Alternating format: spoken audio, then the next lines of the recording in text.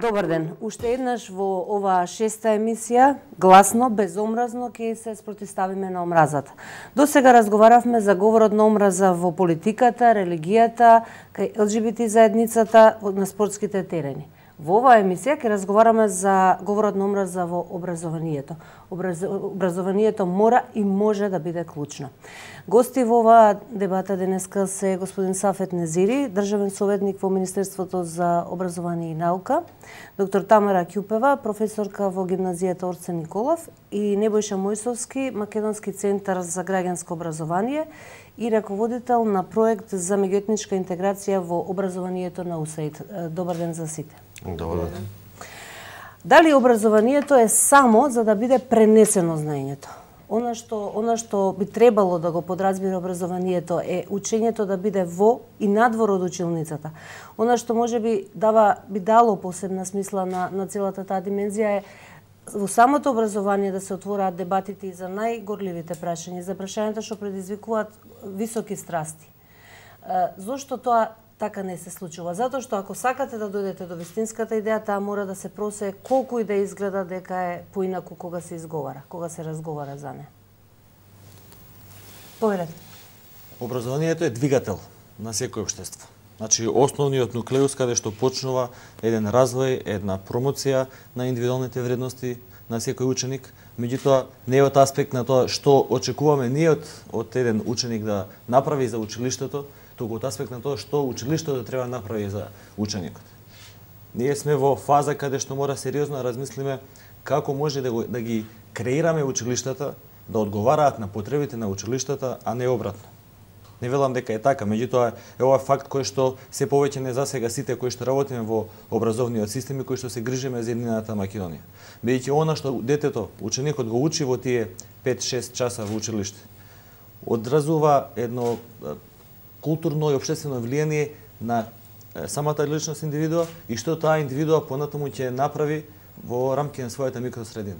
Апсолутно е битно да ние го имаме, нели, родителите, семејството, каде што поголемиот дел од времето, нели, еден ученик го поминува. Меѓутоа, основите на однесувањето, основите на, нели, вредностите за тоа што една индивидуа треба да постигне понатаму во животот и колку треба да врати на општеството, се базираат на формалното образование. Ако веќе ги спомнавте родителите, да, тоа се незаменливи придонес кон изградбата на личноста, кон неговиот интегритет, но секако дека во тоа треба и образованието, ама пред се наставникот како личност со интегритет да помогне во таа изградба на децата. Па вака, реално од седмата година веќе детето почнува да се интегрира во институциите на системот и на некој начин да ги учи моделите на културата во која ќе живее, во која ќе се развива. И некаде почнувајќи од 12-та година, она што всушност го прави токму ова што го зборувавте ви, образованието може би еден од најкомплексните процеси е тоа што кај детето се отвораат и некои други психолошки аспекти, интензивни промени, биолошки, психолошки, така што ни случајно образованието и училницата не смее да биде само, или наставникот да биде само емитер на некакви информации.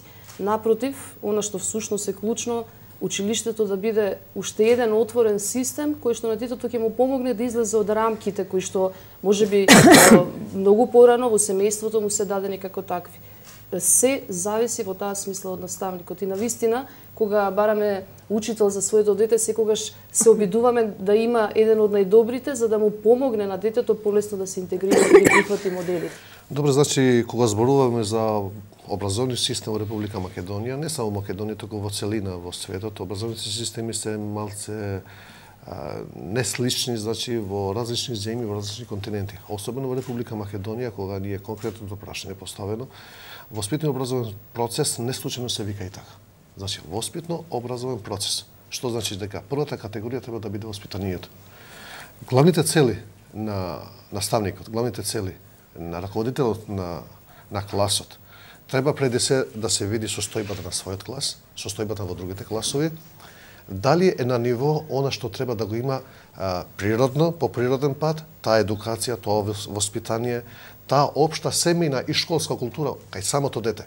Врз база на тоа ние можеме како наставници да земе конкретни чекори во насока на тоа што ние законски предвидено со норма да предаваме наставна единица, односно информации од таа лекција која што предаваме. Да речеме некакво упатство за наставниците? Упатството во целина гледано, значи самиот професор, односно самиот студент кога студира и сака да биде наставник, да биде професор, да биде во воспитно-образовен процес, значи во самиот процес на студирање. Студира, значи има предмет во психологија, има предмети по педагогија, има предмети методологија, односно методика за предавање на тој предмет. Значи ги зима сите оние упаса кои што неопходно да ги има тој наставник. Без разлика на тоа, се зависи од другата страна. Дали наставникот денеска е подготвен да ги едуцира, односно да им кажува нешто за секојдневието на децава. Да ме прашам вака, еве сега, значи една ситуација во која децата се речиси постојано на интернет, по социјалните мрежи и така натаму. Таму се среќаваат со еден исклучително тежок говор на омраза. Можем да спомнам гадови, полутипови, повици на линч, такви зборови се среќаваат и многу полоши од тие. Ако детето нема од дома доволно добиено можност да го засили својот интегритет, да може да ги отфрли овие работи, тој едноставно може да помисли дека така треба, дека тоа се јунаците кои не се казнати и тој така треба да се однесува. Сега колку и тој наставник за кој вие зборувате да биде подготвен, што се случува кога една ваква ситуација ќе се судри практично во училницата? Не, се разбира, јас тоа што го кажу за вториот дел на воспитание и едукација на самото дете. Значи, основната поидомна точка на воспитание, на едукација на самото дете, значи почнува преди се од основата, значи од семејството. Ако од семејството тие елементи почетни ги нема, значи семејна едукација, фамилиарна едукација, воспитание семејно, тој не може да биде да се заокружи како процес во самиот воспитно-образовен процес. Но се разбира дека поедно треба кај родителите, но општо знаејќи, гледајќи ги работите дека родителите во нивните семејства секој трча денеска за утре да обезбеди леп за семејството, односно да обезбеди екзистенција. И сега многу малку им посветува внимание на собствените деца, без да размислуваат во таа насока што ќе биде утре со тоа дете, како ќе оди тоа дете утре у школа, односно во училиште, дали ќе се закачи, дали има воопшто време да разговара со своето дете како помина денска во училиште, дали се соочува со некои проблеми, дали има некои предизвици, дали наставник, дали учител, односно родителите има воопшто време да комуницира со класниот раководител, со наставниците, односно професорите. Тоа се знак прашалници кои што навистина врз база на информациите кои што ние ги добиваме во нашето министерство и во целина, значи, и во самите училишта, значи, преди се многу малку, дури се намалува интересот на самите родители да појдат во училиште и да се распрашуваат, односно да се заинтересираат за собственото дете во која состојба е. Ќупева, вие имате секојдневно искуство, практично. Како се овие ситуации, како се рефлектираат во... Реално е дека денес училиштето како институционален облик на образование и воспитание е некаде на половина пат во процесот на едукација и воспитување на детето, бидејќи во голем дел во последните години тој дел на неформално образование и воспитание учениците го добиваат токму преку медиумите. Значи интернетот мислам дека многу сериозно го става во сенка училиштето.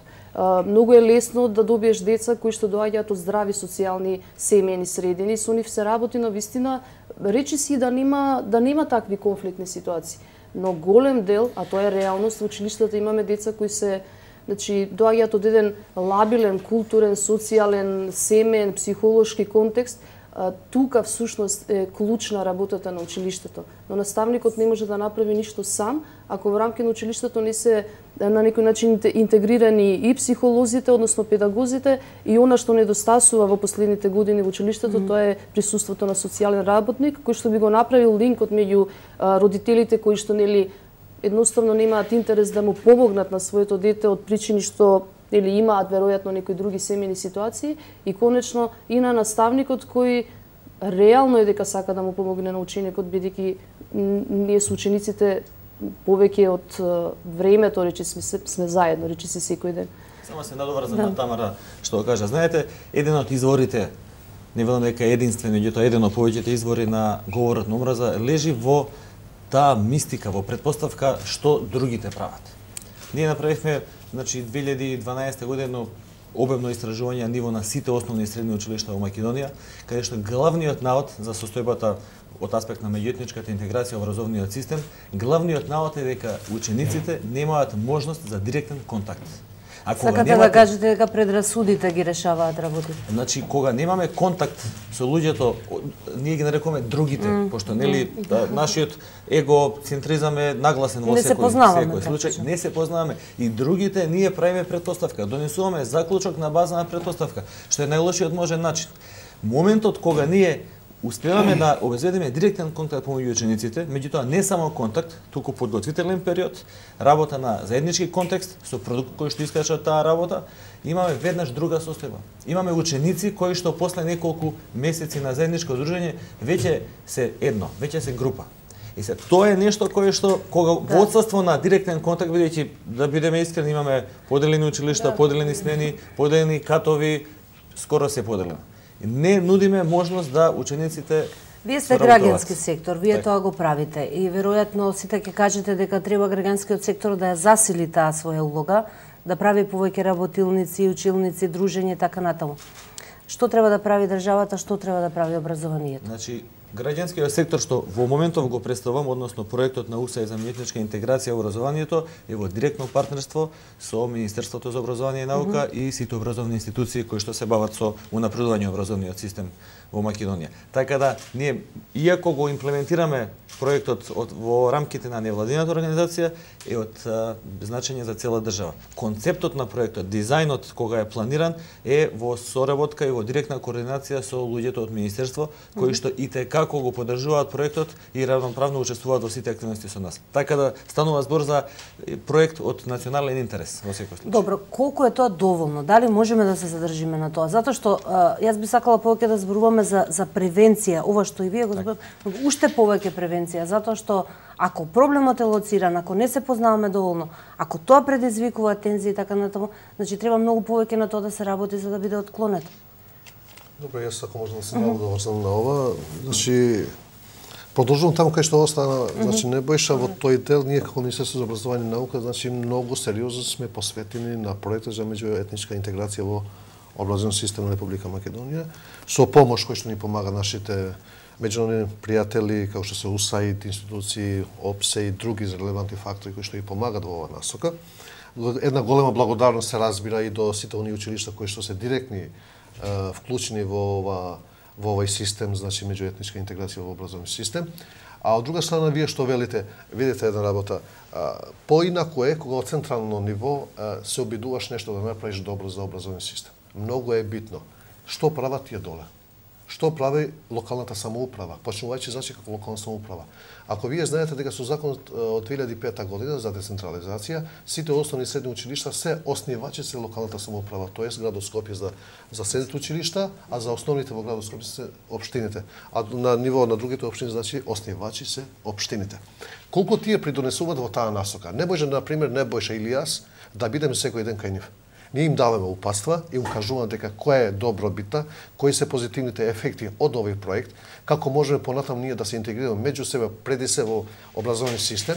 Тие, значи ние нашето го правиме до максимум, може и повеќе од максимумот. Но тоа преостанува значи на директорот на училиштето, кога значи се имува уште подоле од локална самоуправа, значи општината, сега училиштето. Колку директор односно менаџерскиот тим, директор, помошник директор, педагог, психолог и наставниците заинтересирани ова да биде во пракса практикувана како што треба ние, како што ни укажуваме. Значи тоа се постава големо прашање. Јас еве сега се запознавам со колешката, ние заедно сме учели во гимназијата Зефлюш Марко. А не се познаваме. А денеска се запознавме дека сме били иста генерација. Сега се постава прашање дали тоа било добро? Не е било добро. Навистина ние никогаш не сме имале закачки, да кажеме на албански наставен јазик и на македонски наставен јазик во рамките на Зефлюш Марко. Но никогаш не сме се здружиле. Никогаш не сме имале заеднички активности, никогаш не сме имале спортски активности, никогаш не сме искачиле да одиме некаде, например, некоја екскурзија заедно. И тоа сега се постава прашање. Значи, од тоа минато што сум го поминал јас лично, јас се обидов на моите деца да им дадам поинаков пристап. Моите деца лични, јас ги носев, значи во градина кај што се одвија на македонски јазик и на албански јазик, заеднички за да може да се интегрират. Денеска моите деца имаат голем пријатели македонци и турци кои што живеат во тоа населено место од кај што јас и доаѓам. И говорот норма образа сигурно е отцатен. Апсолутно. Го нема, затоа што не запознале, имале можност да запознаат друг етникум. Апсолутно. И да осознаат колку сме ние слични, а не различни. И колку разликите не сближуваат, а не разединуваат. Тоа се случува и може да се направи само ако имаме директни контакти и директна соработка. Добро, ние бевме сведоци на многу ситуации, деликатни, експлозивни, тепачки во автобусите, тепачки на други места меѓу децата, меѓу младите. Тие меѓуетнички тензии некако, дали мислите дека можеби го поместуваат центарот на вниманието од она што треба да биде вистинска расправа, а тоа е перспективата на младите, еве екстерното образование, она што нив ги засега конкретно како проблем. И за проекти, и за работа и така натаму. Спинот на давање етнички презнак на секој конфликт помеѓу млади е многу лош. Мислам и нели весте дека не е вест дека куче каснало човек, него обратно. Кај нас мислам дека малку повеќе се вулгаризира давањето на етнички презнак, дека е тоа основата на било која тепачка. Знаете како не е веста дека има тепачка меѓу младите, туку се степале млади албанци и македонци, например. Апсолутно. А дали е тоа ради етнички презнак, или ради девојка, или ради спорт, ради што и да е друго. Има многу извори на тие тепачки, што апсолутно не ги оправдуваме, меѓутоа најчесто контекстот се става дека е од етнички карактер, дека млади албанци се степале со млади македонци и тоа завршило трагично. Јас мислам, ако ми дозволите, во таа смисла говорот на омраза го има во училиштата, го има на спортските надпревари, го има во интернет просторот во форма на она сайбер насилство, нели, за кој што сведочат и самите деца. Кога зборувате за образованието, мора да сватиме дека образованието се луѓе, наставници, ученици, наставни предмети и наставни содржини. Последниве години, она што на теренот се случува, искрена да бидам, учениците ги претворивме во некакви картонски кутии во кои трупаме постојано некакви информации, некакви реформи, некакви притисоци и многу малку. А никогаш не сте ги прашале што мислат за тоа, не само вие туку. Ние ги прашуваме што тие всушност и самите кажуваат. Имаме форма на училишни парламент, форма на училишен парламент, училиштен парламент во кој што децата на вистина бараат некој да ги слушне. Синдромот на нашата генерација ученици, новата, таа претходно, тие што ќе дојдат, никој нив не ги слуша, нема каде едноставно да го изразат својот став во таа смисла во рамки на училиштата. Верувајте дека повеќе од алармантно е наставните програми конечно малку да ги ослободат оние што всушност работат на наставните програми во рамки на секој наставен предмет да го вклучат зборот дебата и да вклучат повеќе вештини, значи социјални, комуникацијски, техники практични за справување со конфликтни ситуации, со стрес конечно. Тоа им недостасува. Емоционалната писменост да ги контролираат, да ги на некој начин насочуваат своите емоции во нешто што ќе го креираат како свој некој друг производ кој нема да се поврзе со насилство и агресија. И медиумска писменост кој што го имавме како проект заедно со Институтот за медиуми, навистина се покажа дека децата сакаат да излезат малку и надвор од оние, ајде да не ги речам, теми од учебниците и конечно да им дадеме простор малку и тие да кажат нешто повеќе, а инаку колку што се ризична група, зборувам за средношколците најмногу, затоа што тие се најмногу подложни на влијанија, се приклонуваат кон идеологии многу лесно во зависност од нели идентитетот колку и до каде е оформен во таа смисла. И со нив и најлесно се манипулира во таа смисла. Практично велите дека овој гнев, овие тензии што се почесто се именуваат како меѓуетнички, можеби се крик за помош и внимание, едноставен крик за помош и внимание на млад човек. Младите луѓе не се создадени сами од себе такви. Тие се чисти и тие се од една страна ризичен материјал во таа смисла за која што зборував, но од друга страна се неверојатен простор со кој може многу да се работи. Децата учат од примерите од околината во која што живеат.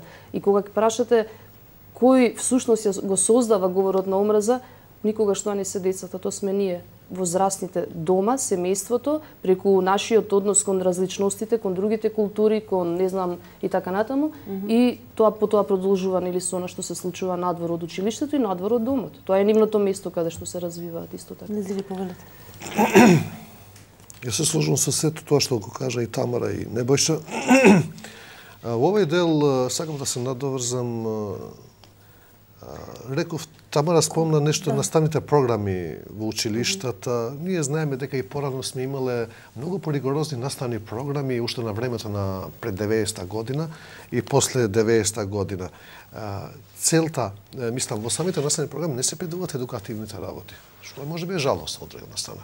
Сега се почнува нешто да се навлегуваат во тие наставни програми и така натаму. Главната улога, пак велам јас, главната улога е на наставникот. Без разлика дали сум јас... Само еден момент, околу реформите, ако јас добро разбрав.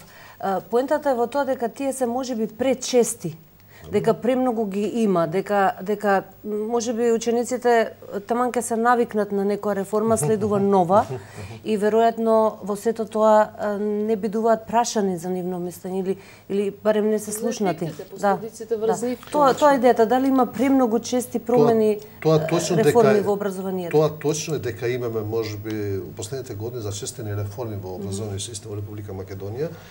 Но на некој начин, можеби овие реформи требало да биде уште во почеток на 90-те години.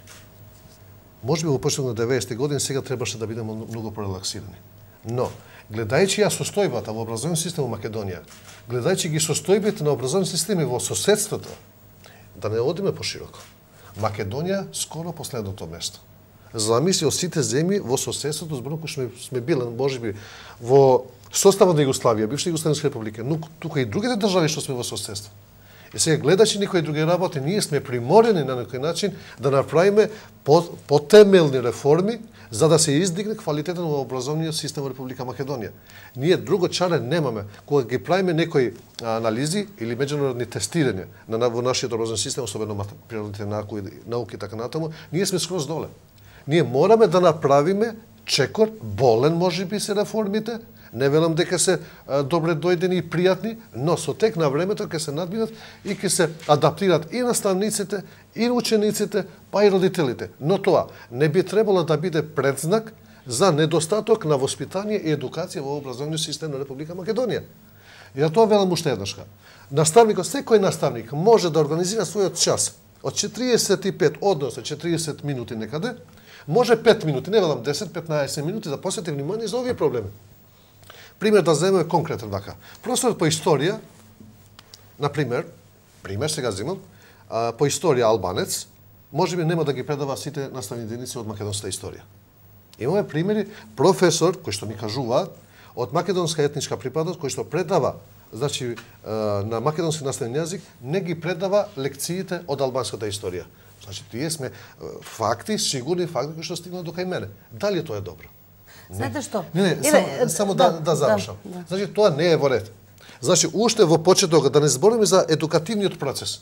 Значи, збориме во самиот образовен процес. Ако професорот од едната етничка заедница на другата етничка заедница ќе вели дека нема да изучиме овој дел од историја, тоа автоматски влегува перцепцијата на самиот ученик дека нешто не е во ред. За каде се овие компоненти? Зошто се овие работи? Некои држави, и се извинувам само да завршувам више со овој дел. Кога дојде екстерното тестирање. За жал падна тие прашања по историја на децата на македонски наставен јазик од албанската историја и обратно падна и добија негативни резултати затоа што не ги изучувале тоа што било со закон предвидено, односно со наставните планови и програми изготвени од Бирото за развој на образование, одобрено од Министерството за образование. Добро, тука имаме три елемента, значи она што значи дека мора да се прават реформи, добро, имаме елемент дека мора при тие реформи да се внимава на децата, многу, засилено, веројатно паралелно со тоа. И околу ова последното, во некои држави има пракса да се забранува говорот на омраза, хомофобијата, сите оние елементи за кои што зборуваме во оваа емисија. Колку да речеме на таква забрана кај нас би требало да се почитува, ако ја има, и зошто не секој говор на омраза е санкциониран, а тоа поттикнува понатаму тоа да се шири и прифаќа од младите луѓе. Можеби ќе ме критикувате, ако ми дозволите, можеби ќе ме критикувате, али ќе почнам од вас. Како медиумска куќа и на сите медиуми го велам ова. Дали треба да ги казниме медиумските куќи, оние кои што шират омраза? Дали треба да се казнуваат некои институции, односно не само медиумски, туку институции во целина, кои што прва вест е тоа што го велеше преска Небојша, тоа ако едно дете од една етничка заедница со друга етничка заедница, тоа да биде ударна вест. Дали тоа треба еднашка за сегур да се регулира со закон или треба да имаме морален пристап накажување на самата вест. Дали размислуваат уредничките куќи, односно уредниците во самите информативни куќи, дека тоа, ако ти се продаде како вест и добиваш бенефит, а тоа не размислуваш какви последици ќе имаш доле. Дали, например, детето од Стајковци ќе може да помине наводно преку Сингелич, ако го слуша ова вест, да биде ударна вест на медиумските куќи. Како ќе биде рефлектирано во етничко мешани заедници, како ќе биде рефлектирано во мешани школи или чисто етнички школи. И тоа никогаш не го поставувам како прашање. Значи, ако сакаме нешто добро, треба да почнеме од самите себе си.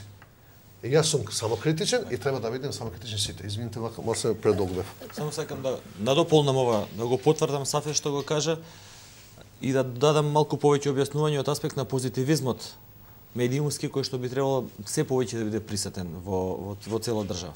Значи, имаме една вест во која што нема да именувам, денове се врти по медиумските куќи многу. Тоа е една вест. А отворете ја нашата веб страна pmio.mk, ќе најдете 101 позитивна вест, каде што има примери на соработка, на соживот, на заедништво, на интеграција, на заедничка иднина од децата. Значи, имаме огромен број на позитивни вести кои што на крајот на денот не го гледаат светлото, бидејќи најверојатно не се толку атрактивни. Ако ние се потрудиме малку и како проекти, и како процеси, и како институции, и како медиуми, да народот, условно кажано, позитивно го бомбардираме со вакви информации, во секој случај детето од Стајковци ќе нема проблем да помине ни Сингелич, дури ќе има и желба да помине, затоа што еве се случуваат убави работи. Овој говор на поделба кога се случуваат вакви работи го имаше и во некој од соопштенијата од институциите што доаѓа до медиумите. Но без разлика, она што да речеме кога зборуваме за сега можеби не е соодветно позитивните примери, но би сакала да го истакнам она што се случи во средното училиште Здравко Цветковски, кога 18-годишниот Јашари буквално беше убиен, претепан до смрт, бранејќи го својот другар Дарко од известни маскирани лица. Тој пример, да речеме, ако некако беше оставен на страна, тогаш едноставно не беше важно кој од која националност. Зошто некаде тоа стои, некаде застанува целата оваа работа. Значи, сите знаеме, и децата знаат дека треба да се дружат, и се дружат веројатно. Ама кога се случува, јас се враќам и сакам да го завршим, да го продолжиме тој дел, дека од нас постарите, од нас возрастните, можеби од политиката. Што мислите вие, која е главната кочница, главниот причинител да се развиваат такви страсти, кои што... Па јас имам впечаток дека на младите во оваа земја редовно им се дава некаков негативен идентитет, бидејќи, нели, барем јас во последниве години не сум видела, фатила на телевизија седно емисија која ќе биде посветена на децата во термин во кој што и децата ќе бидат дома, значи после училиште, и во кој што ќе се покажат примери на деца кои што се херои на својата генерација во секоја смисла. Креативци, уметници, значи оној кој што едноставно излегува надвор од оној профил кој што е придодаден на генерациите денес. На вистина, имаме секакви емисии, независно кој канал ќе го следите, но многу малку има примери, позитивни примери, на што го зборуваше Небојша, затоа што на вистина во училиштата внатре имаме многу такви деца кои заслужуваат простор и време, ама никој не им го дава. Тие остануваат во рамки затворени на училиштето, ние ги познаваме тие деца, тие прават нешто за училиштето, но никако тоа да дојде до децата и тие да сватат и конечно и повозрастните да сватат дека не смееме да ги генерализираме работите и во таа смисла да кажеме дека оваа младина, нели, е агресивна, насилна и така натаму. Апсолутно треба децата самите конечно да ги запознаат своите соученици, пријатели, со тоа што ќе ги видат во ударни термини, во емисија во која ќе се каже нешто. Оно што вели Небојша, од илјадници позитивни проекти, ништо не стигнува до јавноста, освен оние црни вести кои што мислам уште толку на децата им создаваат фрустрации и во психологијата има еден таков го викаат само пророштво, кога луѓето почнуваат, кога мислиш дека луѓето те гледаат така и ти на некој начин почнуваш да се однесуваш така. Така што многу е важно тоа како ги прикажуваме младите затоа што не се сите она што всушност стои како најава и ударна вест секогаш на телевизиите. Кратко, ако се надврзам на ова, јас би ги замолил медиумите 1-2 недели, ништо повеќе, да посветат внимание на ова што го кажа Тамара и Небојша. Ке видите што ќе се случи во Македонија. Све позитивно ќе биде и на вистина перцепцијата и дома ќе биде иста. Перцепцијата и во школата ќе биде иста. Ке кажат и на вистина деца од кисела вода дојдоа денеска од Чаир. Или деца од Чаир денеска отидоа во аеродром. Или деца од Саре отидоа во Ѓорче Петров. Од Ѓорче Петров отидоа Свиларе, не знам некаде таму. Зборам за сега за дека Скопскиот, можеби не сум локалист, али тоа го велам сега како пример. Зошто да не биде тоа 1-2 недели? Или 1 недела нека биде, да се види пулсот на граѓаните, на училиштата, како функционира. И ова да го кажем и ќе завршам. И имало, значи, преку проектот, деца дали од кисела вода или аеродром, не се сеќавам баш добро, од основно образование, требаше да одат во Чаир. И имаше, значи, резерва кај нивните родители, кај самите деца. Леле, како ќе одиме од Чаир? Тие размислуваат Чаир како да е Газа. Сега, извините ова според што го правам.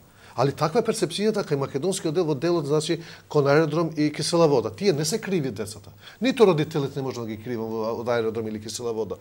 Пошто е перцепцијата секојдневна, медиумски, од другите информации, од социјалните мрежи, све негативно се пишува. Кога отишло од Чаир, кога се вратиле пак назад во сопствените домови, во сопствените училишта, имале толку големи импресии, толку убави впечатоци, што сакале пак да замине за Чаир. А чаирчаните отишле, значи, во аеродром и кисела вода, сега не се сеќавам кој училиште било, од проектот за интегрирано, кога го виделе, навистина, значи, Македонија е мала. И можеме меѓусебно ние и да живееме, и да споделуваме и лошото, и доброто, и да си помагаме. И историски ние сме се помагали еден на друг. Историски во минатото, али ние ништо не учиме од историјата. Како што велите, тоа не се потсетува на тоа. Апсолутно. Само да се надоврзам на ова, како никогаш до сега, младите луѓе односот кон стварноста, перцепцијата на стварноста ја креираат исклучиво преку медиумите. Кога зборував претходно, не мислев само на телевизијата, а таа дури не е доминантен медиум на младите. Во раката секој дете 24 часа е конектиран, во раката држи цел оперативен систем. Значи, тие се буквално секојдневно со часови бомбардирани од информации.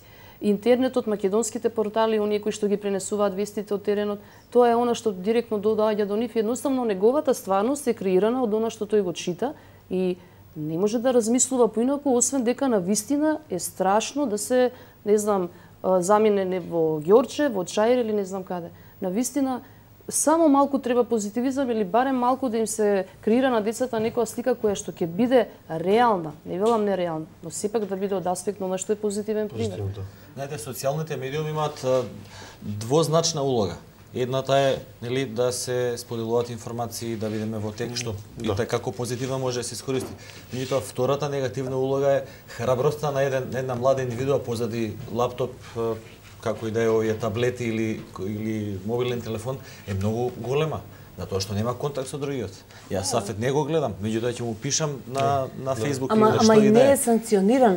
Тоа е она Да, што треба да се Преска најде прашува. прво Ние имаме примери, сериозни примери на тежок говор на омраза. Дури некои зборови спомнав што се можеби најнежни во целиот тој говор. Не е тоа санкционирано. Тоа треба да биде санкционирано и тогаш луѓето, младите луѓе ќе сватат дека Тоа е еден дел. Да. Институционално, апсолутно треба така да биде. Ние од граѓанскиот сектор нели не можеме да се бавиме со тоа. Ние работиме на процесни варијанти. Односно, колку може ги подготвиме младите да не го шират говорот на омраза. Доколку се запознаат меѓу себе, доколку имаат заеднички интерес, немам јас зошто да кажам лошо за Сафет. Затоа што имаме супер соработка. Меѓутоа, ако остане на ниво на екзотика, мене само Сафет ми е другар, ама они од другите. Од другите албанци. Другите јас не ги знам. да, или на изрека имам јас пријатели албанци. Тоа е чиста екзотика. Да. Чиста екзотика. Затоа што имаш 1, 2 или 3, условно кажано. И другите ги ставаш во некоја друга варијанта, некој кош кој што тебе не ти е познат. Како што реков на почетокот, ние се плашиме од непознатото. А од тоа што се плашиш, манифестираш со возбуда и со одбранбен механизам. Говорот на омраза токму лежи во тој одбранбен механизам од незнаењето едни со други. И преди се, ние прво треба самите да се запознаеме, затоа што одговорно тврдам, сите наши испитувања и активности низ Македонија, ние самите своите култури не си ги знаеме доволно добро, Собствените. за да се отвориме кон другите култури и да ги воочиме сите можни сличности, разлики и колку сме на крајот на краиштата исти. Во вашиот проект, нистекот на вашиот проект, колку, како, предпоставувам мониторирате, наблюдувате, како, што се менува? Се менува ли нешто? Значи, на И ниво... колку е тоа вака во квантитет големо за да може да влијае на генералните Сега ќе ситуации? ви кажам, ако пред 4 години зборувањето за интегрирано образование и за било каква форма на интегрираност во рамки на образовен систем беше скоро табу тема, значи многу малку се користеше во јавноста, денеска интензивно се зборува за таа тема. Овие 3 дена имаме една голема меѓународна конференција со ОПСЕ и со Министерството на педагошкиот, на филолошки факултет, така, каде што имаме трудови од цела Македонија, од регионот, од Косово, од Албанија, од Србија, буквално секаде. Интензивно се зборува на оваа тема. Сакам да кажам, не е резултат само на проектот, туку е на процесите кои што држава Македонија, Министерството ги иницираше пред неколку години и ние сите малите, како да кажам, малите проекти или големите инвестиции што ги правиме допренесуваат кон нешто. Ќе ви дадам проценти. Последното истражување што оправивме вели на наставниците колку сте спремни да спроведувате активности од интегрирано образование со друго партнерско училиште. Тоа е една од активностите на проектот. Ако пред 2 години кога правевме базичното истражување беше 36%, сега е над 66%. Спремност. Од аспект на овие 66%, колку сте спровеле активности во рамки на вашето училиште и со други училишта, сите имаат спроведено. Сега, што е проблемот? Затоа велам, ние сме проект по терминологија, меѓутоа мора да се вика процес за меѓуетничка интеграција и образование. Ако ние застанеме тука, и ние и Министерството и целата држава во ова, нема да успееме ништо. Сега гребеме по површината. За да влеземе малку подолу, мора долгорочно да трае. Тоа се процеси. Не може нешто што долго време е влијаено да биде вака, сега ние да го смениме во краток рок. Моментот кога ние сите ќе се определиме за тоа, а сме, и ќе го прошириме нашето влијание на ниво на училиште, на ниво на родители, на ниво на училишни одбори и така натаму, локална заедница, локална самоуправа и т.н. ќе имаме предуслов за долгорочен развој и автоматски намалување, односно бришење на потенцијален говор на омраза. Повторно зборуваме за свеста на возрастните. Ѓупева, што е она што вие можете да го издвоите како особени проблеми што ги тангираат младите луѓе? Вие сте секојдневно со нив во вашата гимназија. Па тоа велам, нивната изолација, како некој да ги изолира од тековните настани, активности во ситуација кога и тие и од нив навистина може и дури да се научи. Затоа велам, недостасува дебата на наставните часови, она што го зборуваше нели претходниот гостин, недостасува отворена комуникација. Но пак ќе кажам, има една друга реалност. Улогата на наставникот во последниве години се чувствува некаков умор во образованието.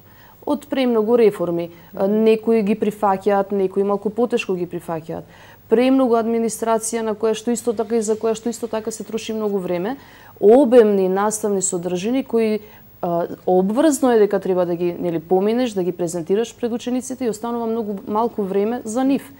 И сега ако во семејството останува презафатеност на родителите и нема кој да поразговара со нив, и вчера разговаравме со учениците на тема како се чувствуваш во последниот период и зошто се чувствуваш така, тие напиша толку многу работи и го поставија прашањето, односно ја поставија, зборува за тоа кога последен пат нив некој ги прашал како се чувствуваш. Дома никој, во училиште заради динамиката на процесот исто така никој, им останува оној слободен интернет простор каде што може да налетаат во секакви групи, во рамки на кои дури и оние полабилно емотивни деца кои навистина имаат проблеми од друг тип, не само во однос на ова што го зборувавме претходно, стануваат жртви.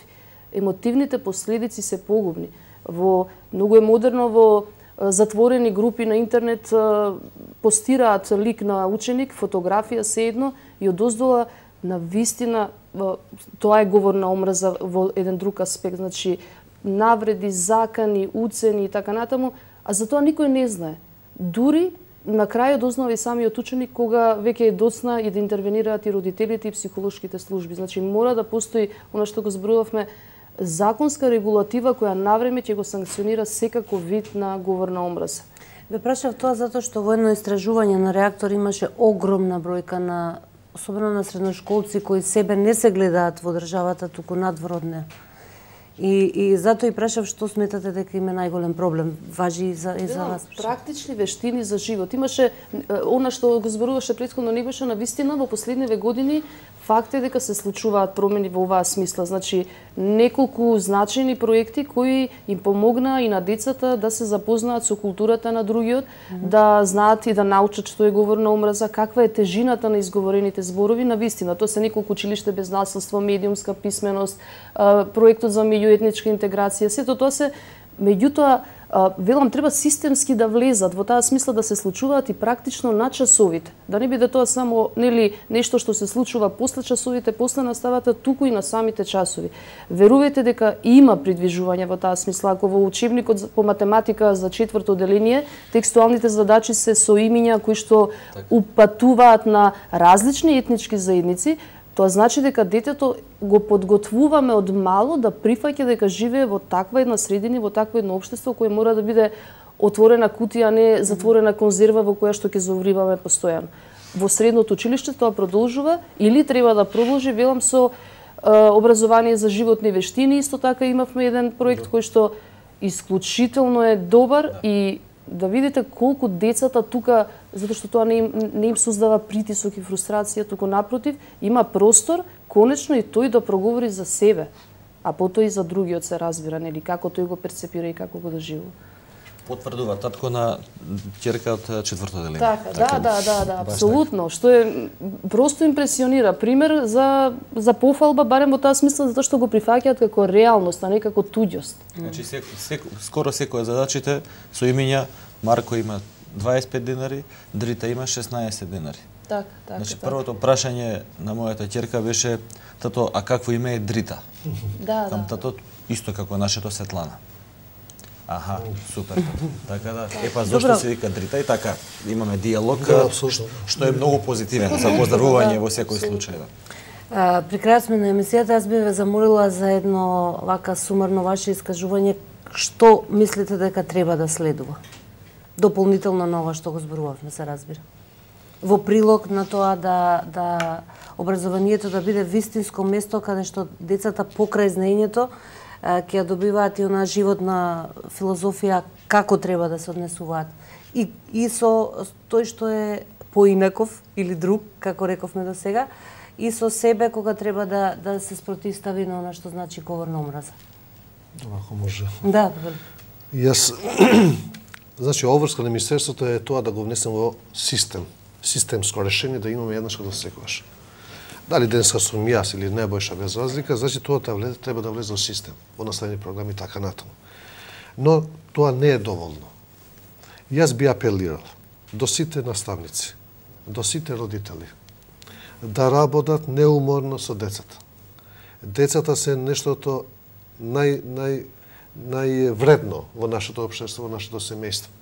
Нека работат со децава она како што е потребно за нашето мултиетничко општество, како држава. Да им кажеме, значи, позитивните работи, позитивните насоки, позитивните елементи. Нека ги остава, нека се запознаат меѓу себе. Не велам да се сакаат, ама да се запознаат и да се почитуваат едни со други, нивните вредности, нивните култури, нивните верувања, нивните традиции. Значи, единствениот спас. Зборно за дали за образовен систем, дали за младина, дали за државата на крај крајева, е тоа со животот во Република Македонија. Апел до Министерството за образование и Бирото за развој, нели, бидејќи сме и тука сите заедно, да не заборава дека во текот на една школска година неопходно е најмалку едно истражување, анкета со учениците, основците, средношколците. На вистина мислам дека тие ќе бидат главниот индикатор што е тоа што треба да се смени или што е тоа што всушност создава проблеми. Дали ќе биде тоа унија на деца од основното училиште, средношколска унија, такви тела нема. Такви тела нема и повторно се враќаме, се останува во рамки на проблемите, сами ги решаваме и се справуваме со нив по пат на различни или активизам, граѓански и така натаму, но на вистина потребно е да им се даде шанси на децата. На крајот на криштата тие ќе ни покажат немате представа колку се креативни и какви се модели на создавање вакви проекти можат и самите да понудат. Ама треба некој да ги повика, треба некој да ги слуша. Еве можеби апел, повикајте можеби во некој од наредните емисии ученици, имаат што да кажат на вистина и свои светли примери во таа смисла. Така, она што што постои меѓутоа што треба да се заекне во догледен период е до дефинирање на школите од аспект на колку школите служат директно на потребите на учениците, како што реков на почеток, а не обратно. Школите се за учениците. Центарот во училиштето е наставникот кој што го пружа, нели, и базичното и напредното воспитување, се извинувам, на учениците.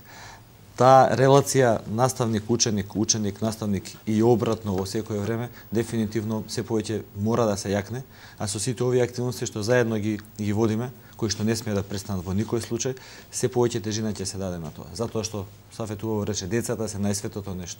Една професорка од средно училиште која што беше голем скептик на почетокот на проектот дека нешто ќе се случува, пред 2 недели на еден јавен настан, после една креативна работилница со 40 на деца во училиштето кои што 4 месеци работеа заедно и извадија прекрасен продукт, искочи на бината и кажа: јас на сите деца, јас веќе ја изгубив вербата во мојата генерација.